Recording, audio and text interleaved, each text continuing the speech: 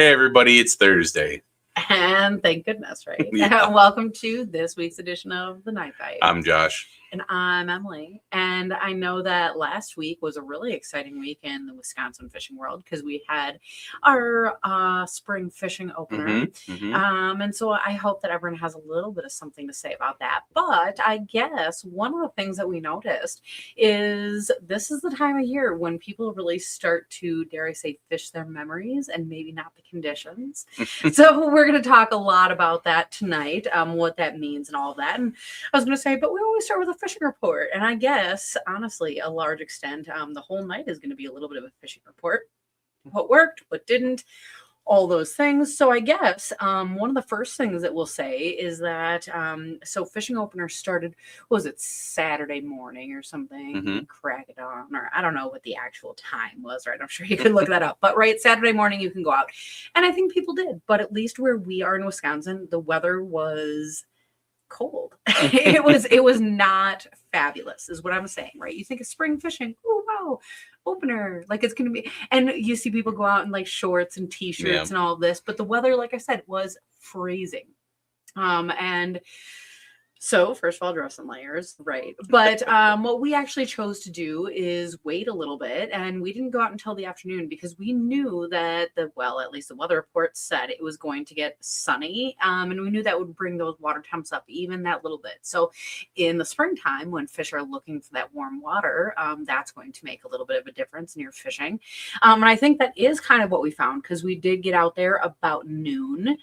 And by later in the day, the water temps had gone up about 2 degrees. And I would say through the day, we did catch more fish, but also because we finally honed in on them. So there's a whole bunch going there, but we're going to talk about a little bit of all of it. So let's start with the water temps. And where did they start and where did they end up in that day? Yeah, I don't know if it had so much to do with, the day just warming up the water as much as it was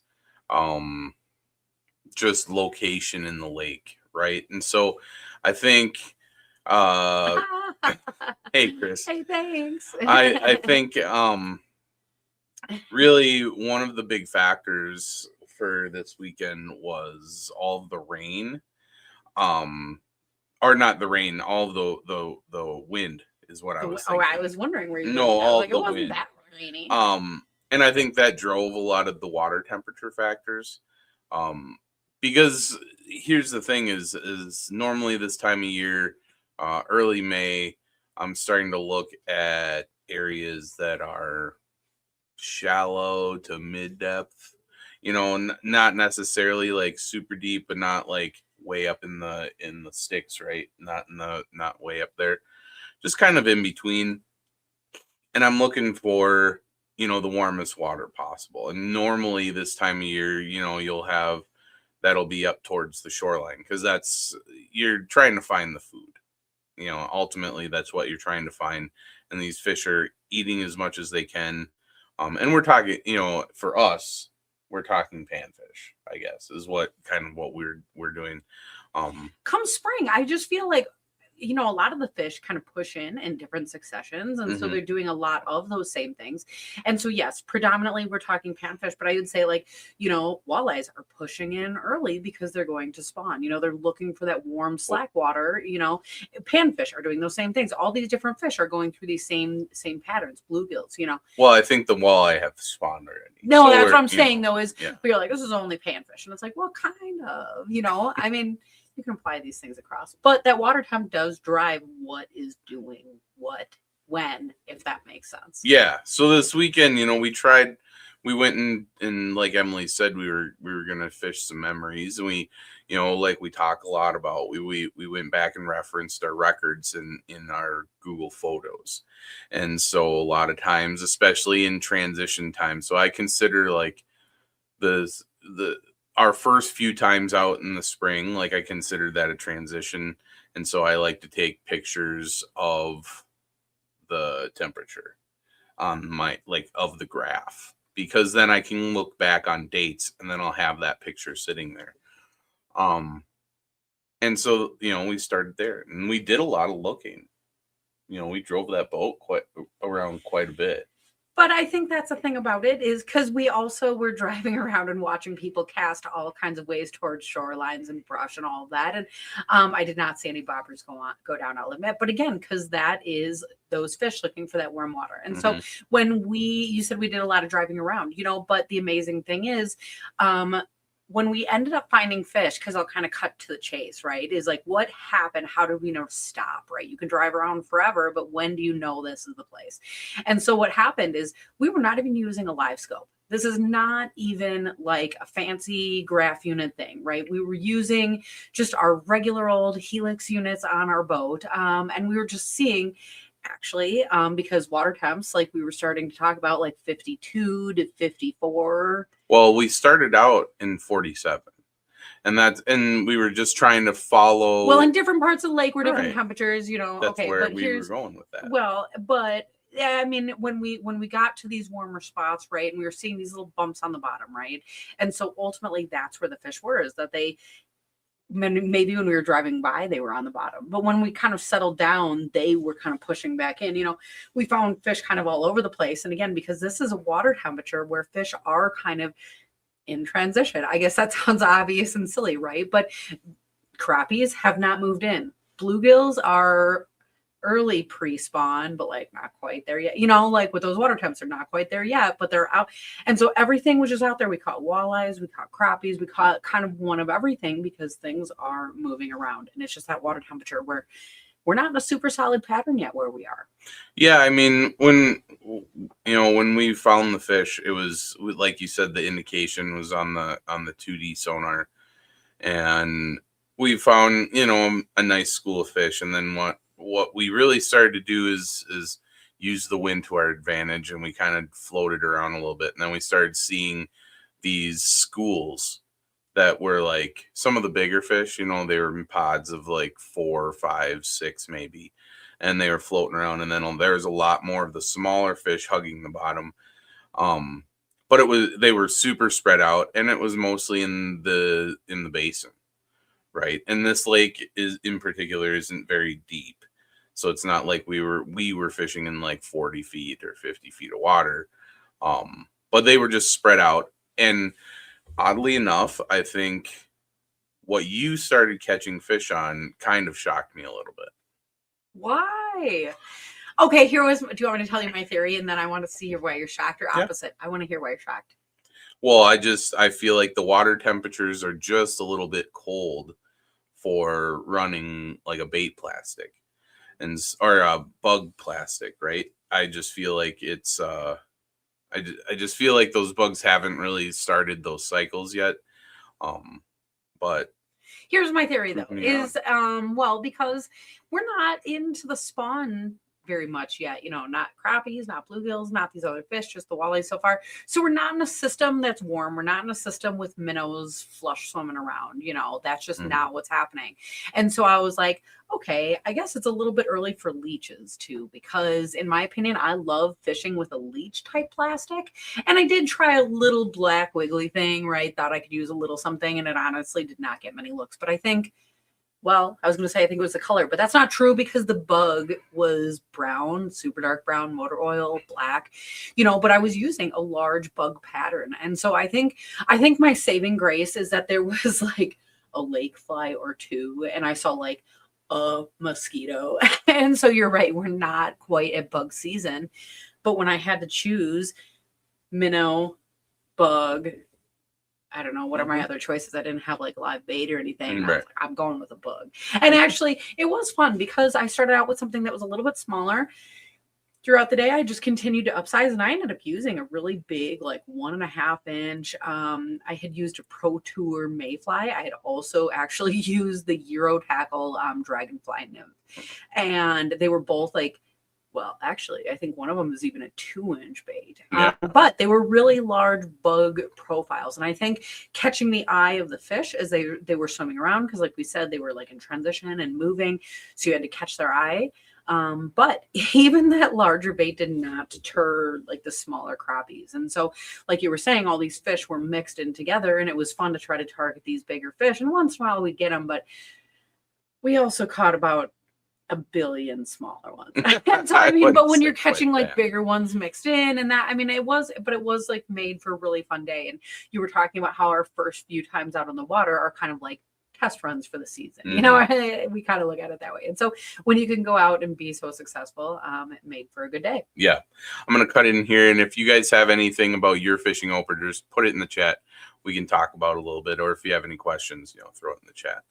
We're just chatting tonight. There's no topics, and like hard topics, but no. And I think one of the things though that I noticed is that I did use one of our leech type plastics in the black, and I was doing pretty well, but that was some of the bigger fish. And so what that tells me is that I was getting more of like a minnow bite out of that leech plastic.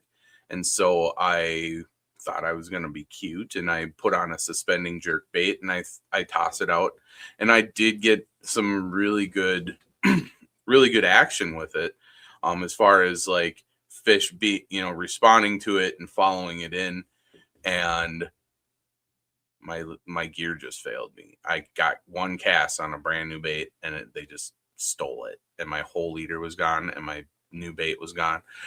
But that's what it told me, that some of those bigger fish were keying in on minnows, because this is, it's a 2-inch suspending Yurtaka suspending bait, and that was really telling to me, because when you have larger fish kind of roaming the same area as the smaller fish, and they're like two distinctly different patterns, that just means that all of the fish are eating, right? And it just depends on what is better for each of them.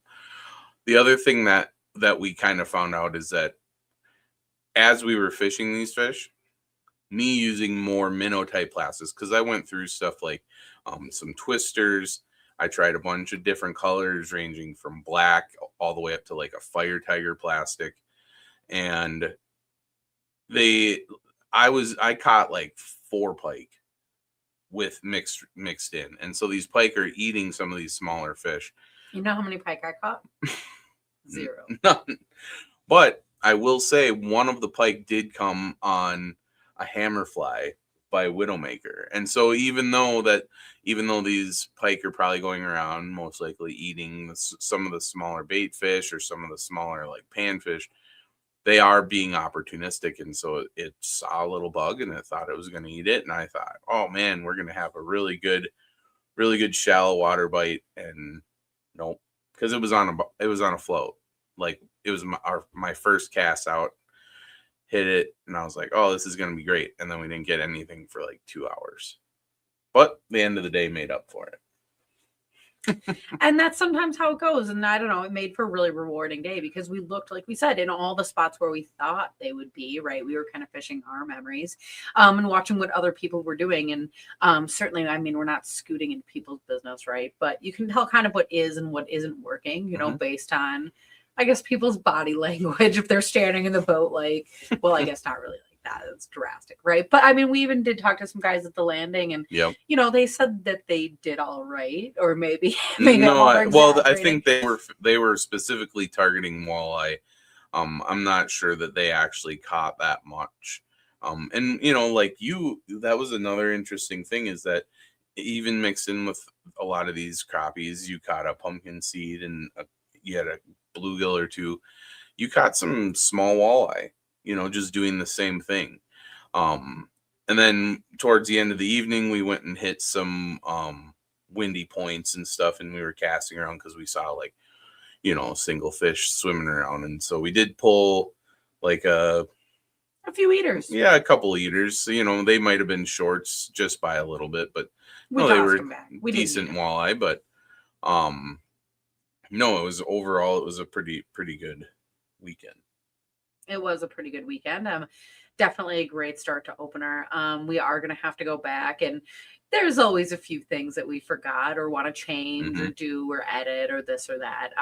And I'm looking forward to what all of that is going to be this year because I haven't decided fully on all of it. But I do know one of our favorite things is, we're talking about plastics all the time. And some of what we used in winter, we do still use in open water when Yeah. that bite gets finicky. And so it's that time of the year where we're still kind of going through tackle and swapping things out or getting things, I don't know, in new places. But it's been nice, once rivers started to kind of calm down a little bit, there has been some decent fishing in the different river systems.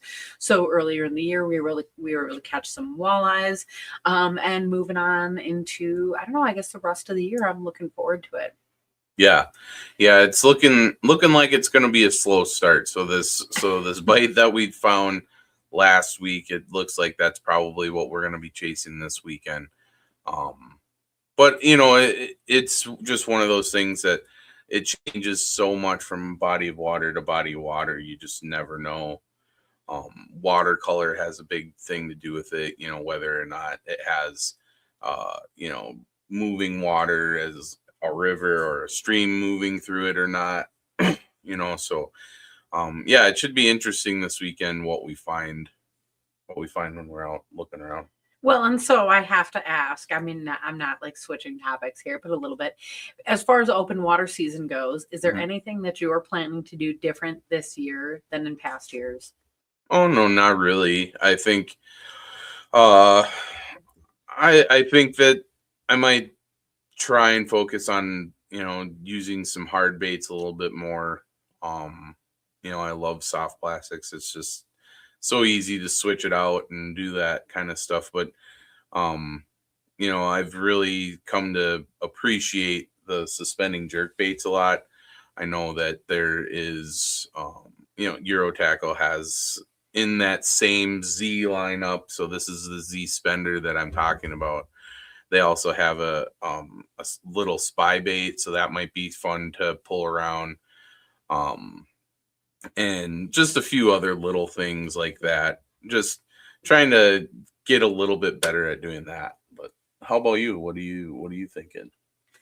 Um, I think one of the things that I want to do is, I mean, because we do, a lot of trolling or bobbers or this or that, depending on the lake that we are at. But now, because let's even back this up a little bit more. So, previous to us moving, so I know it's been a while now, but we were fishing the river system, the Wolf River system, the backwaters, the bayous for so long. And then when you are out fishing, what you're doing is like fine tuning your technique towards those bodies of water, right? And so you get really good, especially in those waterways and those instances, right? And so a lot of what you learn there applies to other places. But again, there's always that fine tuning by body of water. And so I think we've done a really great job targeting a lot of these fish in these lakes. But for example, one of the things that when we were out the other day, and I was like, what would work is a drop shot. Hmm. And then you know what I did? Nothing. I did not take the time to stop and set it up because, quite frankly, what I had was working. And I dare I say, well enough. I don't know. I was catching plenty of fish. I was happy. I wasn't going to keep any, so I don't need a full meal. We could have gotten a meal anyways, Hmm. And so it's like, what more could you want? But I think that's exactly it, is because when you start to figure out some of these pieces of the puzzle, now there's other little things to add in, other little equations or whatever. And so if I pulled out a drop shot instead, I don't do all that much of that. I'm not as comfortable with that. I know all about it, of course. You read about it, people have all kinds of success. But to take that moment and to do that, I just got to, right? Build up the confidence, fish in those ways. And I just think that there's a lot to be said about when you try that new tactic, what you can learn, what you can find out. And sometimes it's like, not going to work. Sometimes you're going to totally fail, and that's fine. That's fine, right? Then that's how you fine tune that in. But because sometimes you're going to do whatever new technique or tactic and it is going to work, right? And so like I said, maybe it is drop shotting. Maybe it is, I don't know totally what that is, but I think I need to find a way to, we were talking about how many rods to have in the boat. And so I need to decide what's going to be on each rod, what that's going to look like when I need to change things, what's going to change, and I guess I'm overthinking this, but it's just because I'm the kind of person who otherwise I don't switch. But I think it would be fun too. Well, and I like that sentiment a lot because, at least for me, I think when I start into something new, not only is it's a little bit challenging, but I also think it makes it that much more addictive. And so, especially when you have techniques that you use and you're tried and true, and it just is like, the only piece of the puzzle that you need to figure out might be just like, where are the fish right now? But then if you throw in a different puzzle piece there, that might not fit that technique, right? And so, but when you do unlock it, excuse me, when you do unlock it, it's one of those feelings that's like, oh man, I want to keep doing this. I'm figuring it out. It's so cool. And at least for me, I end up doing it almost the whole season. And so like you're talking about drop shotting, and it's like, you know what, that might be something You're that like, I now just, I'm a drop shotter. yeah, like I might want to focus on that. And it might, like Emily said, it might not work in every situation, but it's one of those things that's just like super cool. And I think I can look back on that feeling, on a specific outing last year. We were on a lake that we know has like some pretty decent smallmouth and stuff, and our friend Scotty like gave us some chatterbaits, and I've never thrown a chatterbait in my life, right? And these are like Scotty's specials, and he's like, this color is exactly what you want to throw. And I was like, well, you haven't even fished any of the water that we're fishing. He's like, no, this is the one that you want. And so I pull, we both have some pretty inexpensive bait casting equipment in our garage. So I just took one of my normal rods out and I put that one in there. And we were driving around and we saw some indications or you may have even caught a smallmouth. And I was just like, well, I'm going to take this out. And it had, not nearly enough line on it. And I like casted it out and the reel got like all messed up, but like it's set up in a way where I can like fix it pretty easy and there's not a lot of line on it. And so I fixed it and then I cast it out again. I was reeling, got a fish, and it was like, whoa, and it was actually a pretty decent smallmouth. Well, and in theory, this is not an exciting story at all because what should have worked. No, but I've never done it before. Yeah, it's so fun. And so I was like, whoa. So then I was like, that was lucky. And so we took our picture or whatever, and we sent Scotty and said, oh, hey, thanks for the bait. And I was like, that is never going to happen again. Like we're fishing like middle of the lake structure. It's just like something just random. So I cast out again, second fish. And I was like, this actually works. And I went on to catch like a couple more fish, right? But it's a small spot. So there's not that many fish sitting there, but it just happened to be that day at that time that presentation worked. But like things that I figured out was just like how fast to reel it and, kind of what the bait was doing while I was doing certain things. And so it's just one of those, is it something I'm going to do all the time? No, not really. But that's because it's not what I fish for.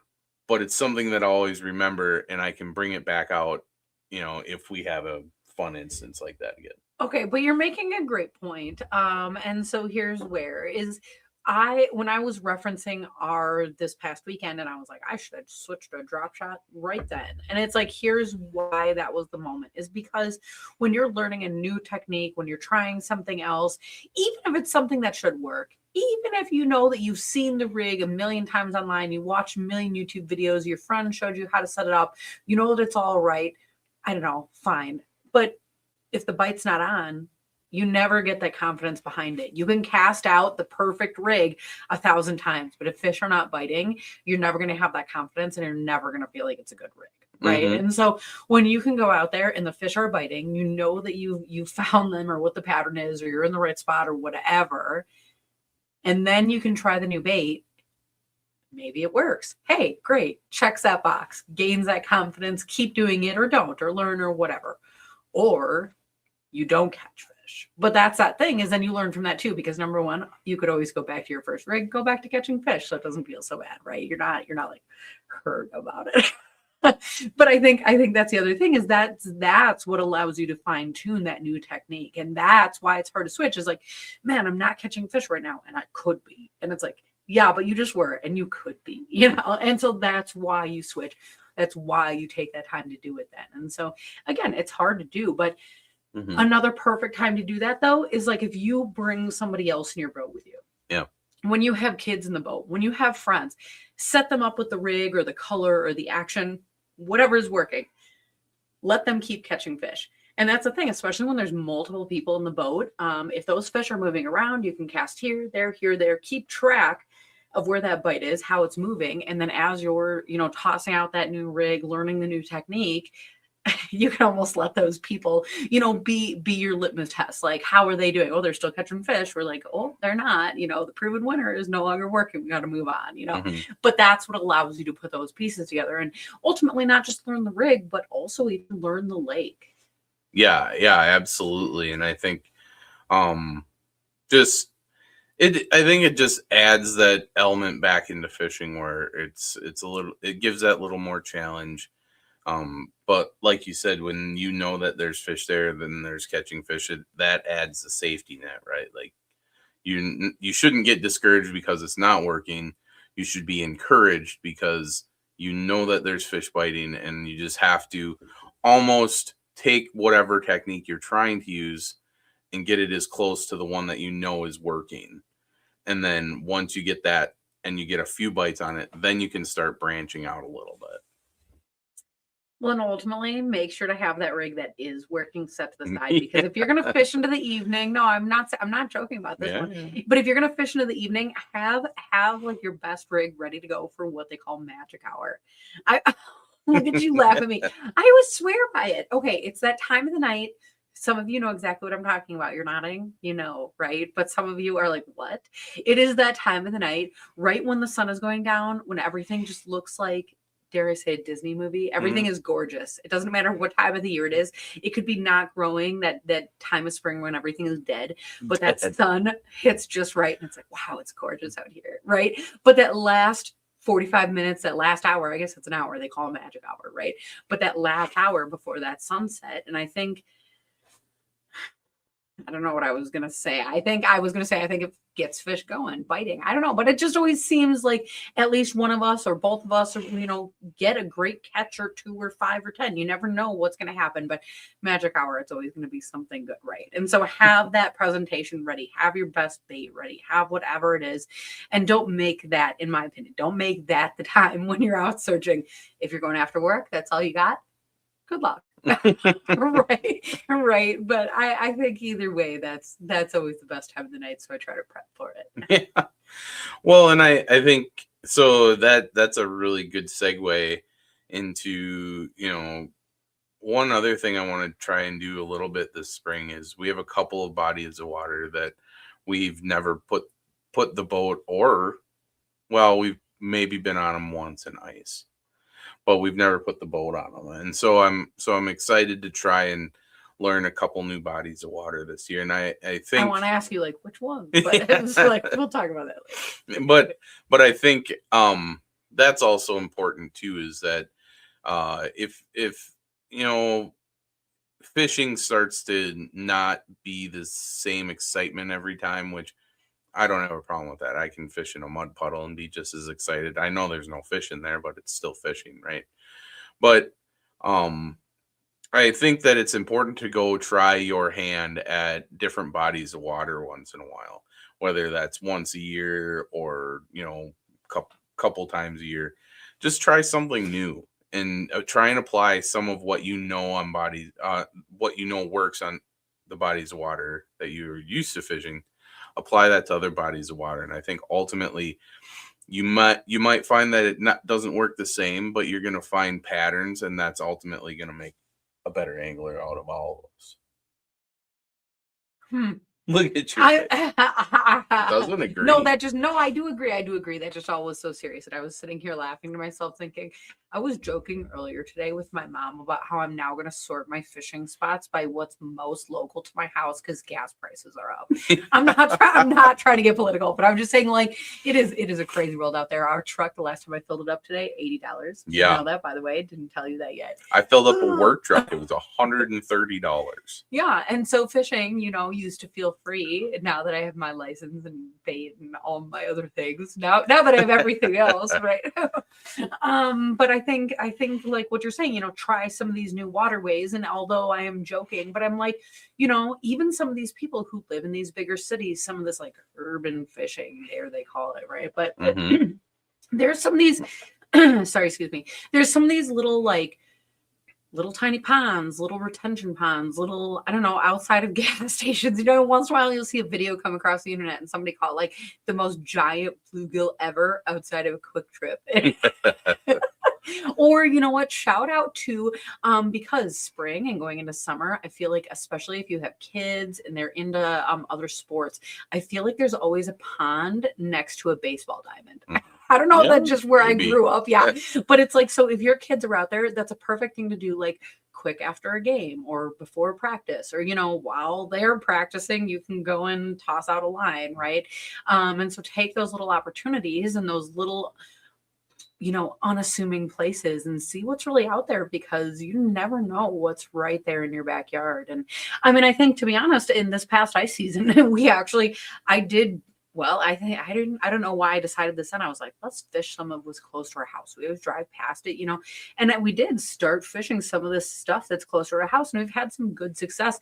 And even, some lakes that have surprised us for the not good. Well, that was terrible. But again, the opposite. We've also had some like really great surprises. Like, wow, there's a bite here. And so that's been a really, really fun thing to kind of explore in these places where you were sure it wasn't going to happen. Yeah. And I think that goes hand in hand with, not every trophy has to be a giant, right? Just that success in like a park pond or something that just seems like you'd never think there was something in there and you catch something out of it. I think, to me, I always feel super successful, even if it's small. Well, and actually, we were talking about this at work today, is that all the people who are going out in Winnebago and everyone's so disappointed. Oh, no walleye. Oh, perch, blah, blah, blah. Oh, panfish, blah, blah, blah. But you know what is the number of drum? Like the what else do you call them? That's one of my favorite fish to catch. Yeah, I'm not even afraid to say it. But that's the thing, is like, if you watch some of especially the Lake Winnebago Facebook pages, there's some huge ones caught recently, right? And so whether you're in a boat, whether you're from shore, that's an opportunity. Again, if you're just you're looking to get out, maybe it's kids, friends, whatever, just to catch some fish, that's a really fun way to go about that. And like you're saying, not every fish has to be a trophy. Not every fish has to be a whatever, but like, again, take those opportunities that are out there, because it might be, like the drum in Winnebago, or it could be, I don't know, like I still always, on my bucket list, I want to catch a gar. And it doesn't even have to be a giant one. I just want to catch a cute little gar. It's just, I've never caught one, never landed one. Right. And so you put those things on your bucket list and maybe look for that. But I don't know if that's going to be this year yet. No, we have don't know. I said I was going to learn other fishing techniques first. So with that being said, I guess we do have a little bit of getting our boat back together, a little bit of getting our tackle back together. Yeah. But other than that, I think we're going to spend a little bit of time on Onyx and, like we said, narrow down some of those fishing spots. Look and help us sort because it's the time of year. Let's do this. Let's do this. Let's do this. Let's do this. And it's like, yeah. And then we get to fall, and then it's like, shoot, where did the year go? Yeah. It's like we didn't do half of that. Right? Yeah. And so this is a perfect time to be planning some of those wish lists. Yeah, and excursions or trips, or I mean, again, some of this is local, some of this you're going afar, but this is that time of the year to be doing that. So, what else? Yeah, I mean, I don't really have that much more about our fishing outing from this last weekend. Just, make sure that you follow that water temp right now. If it's windy, follow the wind. Both of those things tend to go hand in hand. That's kind of where I was going early in the podcast, is that the warmest water was where the wind was blowing into. So we started on the upwind side just because it's a little bit less windy and it was pretty cold water. And then we got to the downwind side and the water was significantly warmer. So, just try that.